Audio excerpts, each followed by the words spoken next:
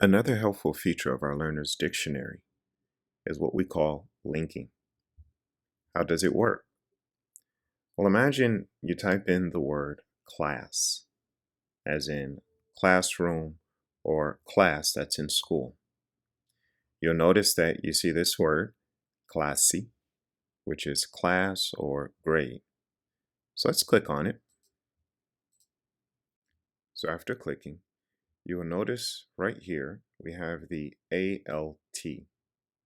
Now what that means is that can involve words that are related, or it may even involve another pronunciation.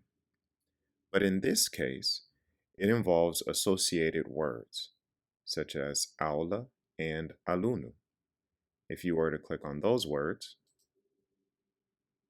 for example, on aula, you will notice that once again, you have the other two words that are associated with it, such as classe and aluno. So let's click on aluno.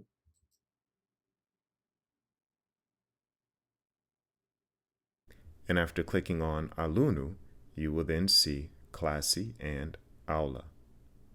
This is one of the helpful features with our learner's dictionary. As a learner, you will be able to practice better by means of word association.